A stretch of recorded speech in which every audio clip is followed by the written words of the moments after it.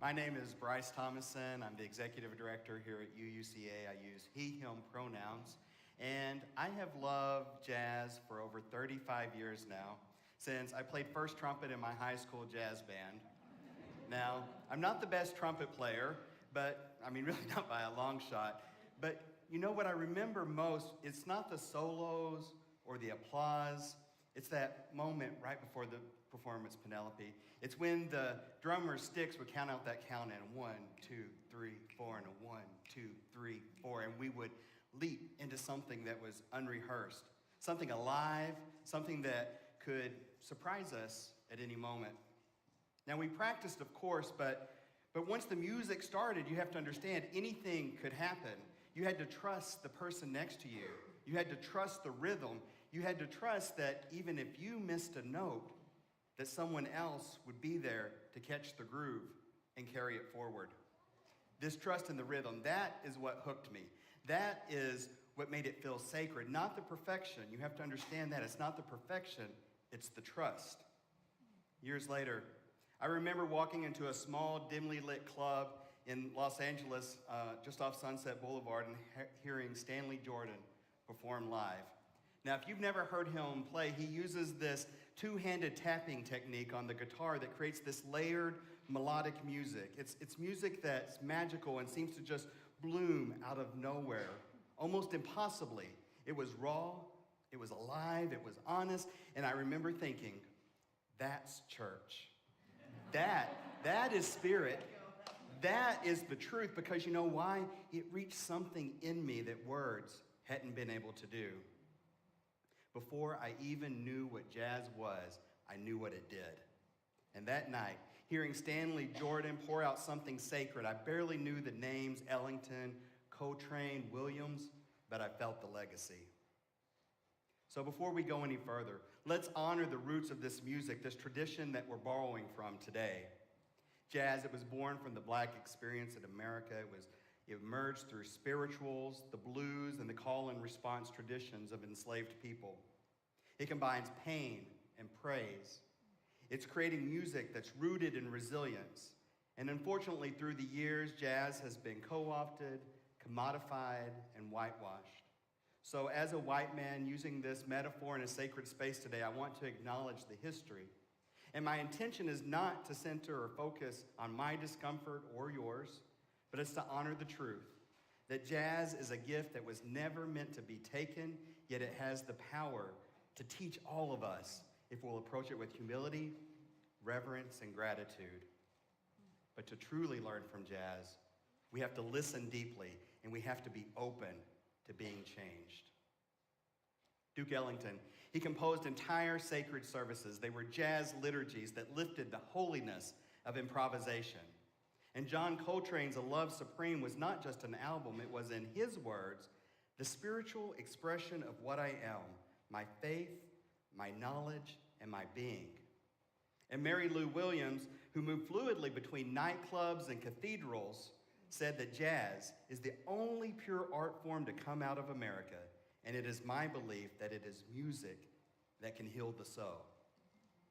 This music, this way of being, is deeply rooted in the Black spiritual tradition. It is born from resilience. It's carried through struggle, and then it's offered to the world as both lament and liberation.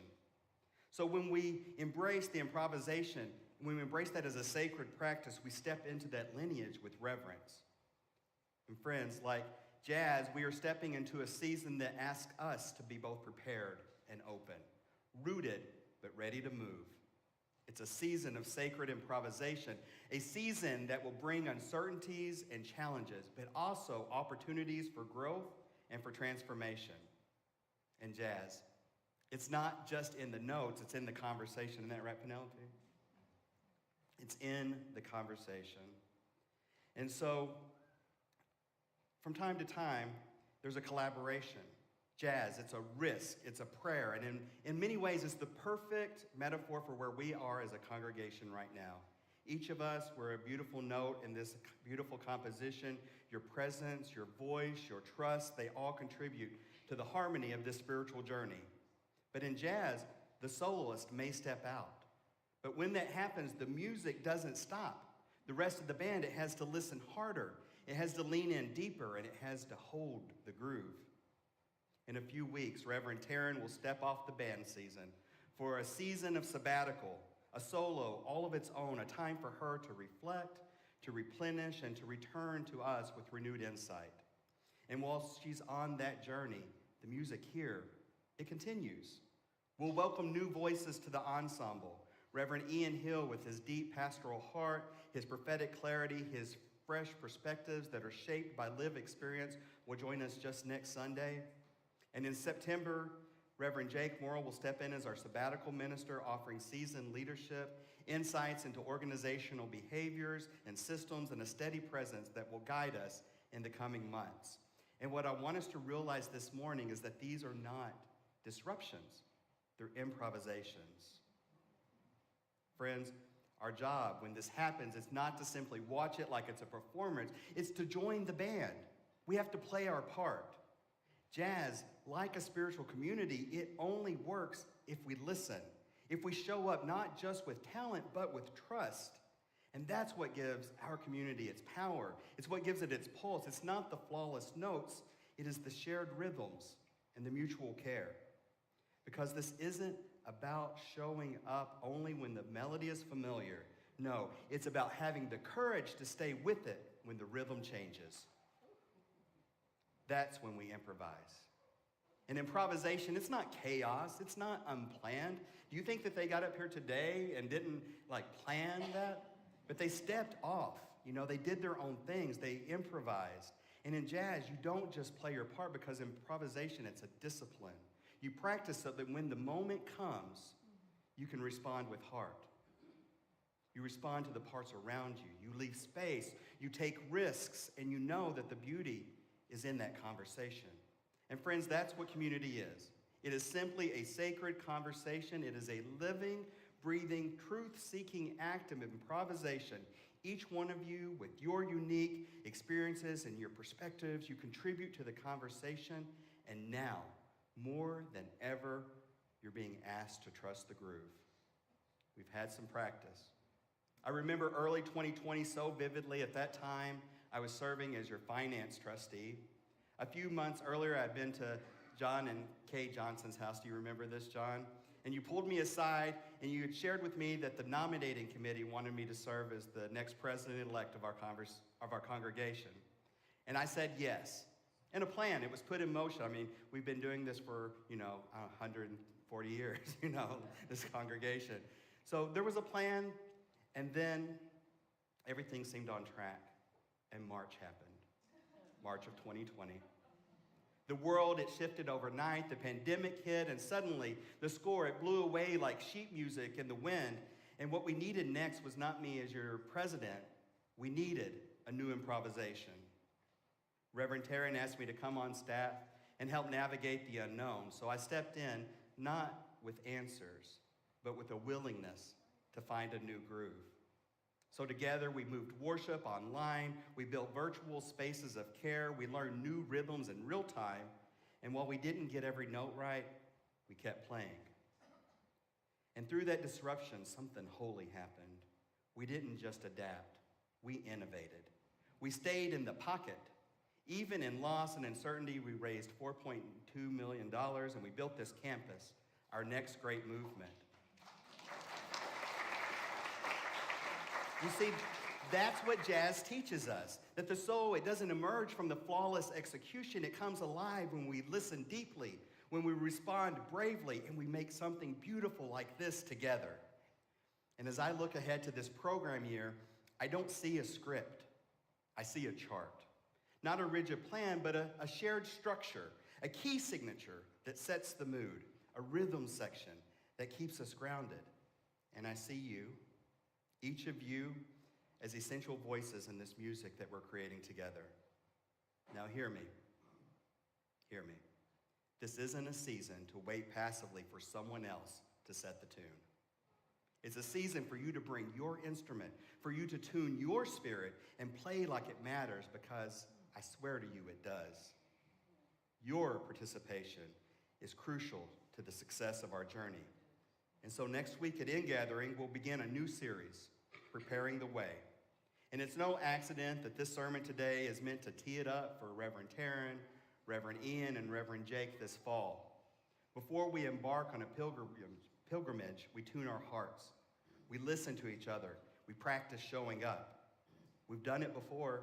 We navigated a many years-long building project during the pandemic when we raised 4 times more money than the experts said we could, when we gathered in our living rooms under shade trees and most often in Zoom boxes. We rebuilt this community through every medium that we had available to us. And friends, that was not by the book. That was jazz. So here's what I want to ask you right now. What are you listening for? What rhythms in your life are ready to shift? It could be saying yes to something that's uncertain. It could just be trusting that your voice belongs here. It could be stepping back so that someone else's solo can shine. It could be showing up, not as a polished performer, but as the honorable, the honest, the vulnerable human that you are. Whatever it is, bring it.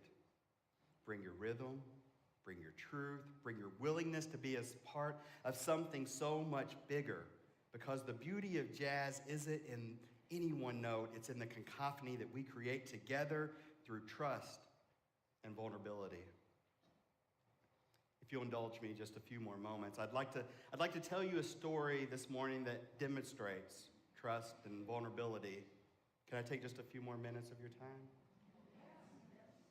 Thank you. Sometimes the music, it asks us to go deeper. To take a solo, not for the spotlight, but because the moment, it demands honesty, and so the band quiets, the groove holds steady, and someone plays something honest and real. And what I'm about to share and trust you to hold this morning is a story of traumatic loss through violence. Like the best kind of jazz, it's a truth that emerged through disruption, not something composed in advance, but something that had to be lived through note by note. Telling it today is very deliberate, believe me, and it's vulnerable. And so if it feels heavy to you, I want you to take care of yourself in whatever way you need. Breathe, ground your feet, let the silence hold what words can't. For me, this story, it lives in the same spirit that jazz was born from. Resilience in the face of loss, trust rising through lament, and the hope that liberation can still follow struggle. In late September, I'll be traveling to Fort Lauderdale for a trial that has been 15 years in the making, a case that has profoundly shaped my life in ways that I never could have anticipated.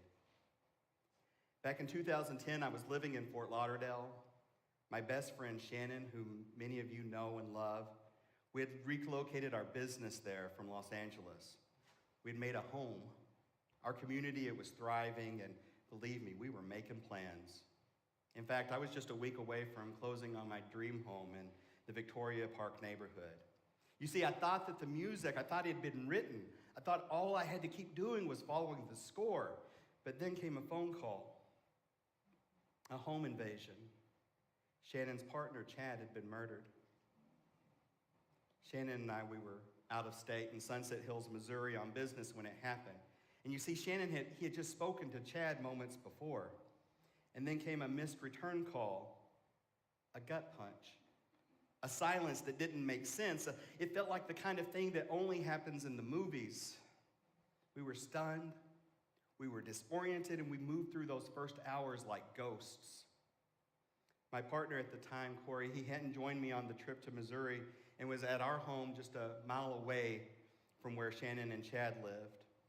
Corey was one of the first to arrive at the scene, and what he encountered and what our friends and our family endured in the weeks and the days, that followed, it's traumatic beyond words.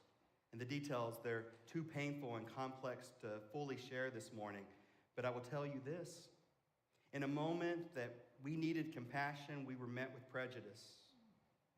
Corey, arriving on the scene and confused by the heavy police presence but absence of an ambulance, was horrified when a police officer laughingly said to another, "I thought this was a homicide, not a homicide." Homicide. That word, it still echoes. It still wounds.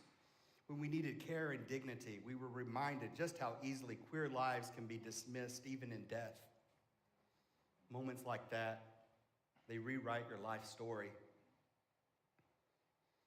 After that day, we realized quickly that we couldn't stay in Fort Lauderdale. Every corner of the city reminded us of what we had lost. The gym where where Chad worked out, the restaurants, the life that we had built, it felt broken. So we improvised. 6 months later, we moved our company and each other to Atlanta and started over. And while the business flourished here, those of us that were directly affected, we stepped back and we began the slow work of building our lives. And in time, through rhythm, trust, and purpose, we found something new. Not a replacement, no, but a new composition. A new composition that brought me to Unitarian Universalism and to you. A new verse that brought Ryan, who's here with us this morning, a son who's expanded my heart in ways that I'd never expected. And Antonio, my partner, whose quiet strength and steady love hold me more than he knows. Both are here today offering their love as I share this story. And now 15 years later, this trial is finally happening, set to begin just 8 weeks from now. A cold case for more than a decade, a chance DNA match, and 2022 changed the music again. Friends, I don't know what justice looks like. I don't know what healing will end up feeling like, but I do know this will keep playing. Even when the music is fractured, even when it hurts, the world, it doesn't always hand us harmony. Sometimes it hands us silence or dissonance or things we never asked for. But what we choose to do with it, that is the art. And that, my friends, that's what this sermon is about. We don't always get to choose the score, but we do get to decide to be prepared. We do get to decide how we show up, whether we add silence or sound, whether we vanish or voice. So let me ask you one other thing. What happens when too many of us sit out the next movement? What notes go unsung? Y'all, we need you. We need each and every one of you for the things that are coming before us. Not some perfected version of you, but your bold, vulnerable, listening self that will show up. So here's my final ask of you this morning. Just find one place this week to improvise spiritually. Say yes when you'd usually hesitate. Just offer some encouragement, even when it feels awkward. Let your guard down with someone new, and I want you to show up when it would be easier not to. Bring your notes. Find your groove, hold the rhythm, and come back next Sunday ready to keep playing. Amen.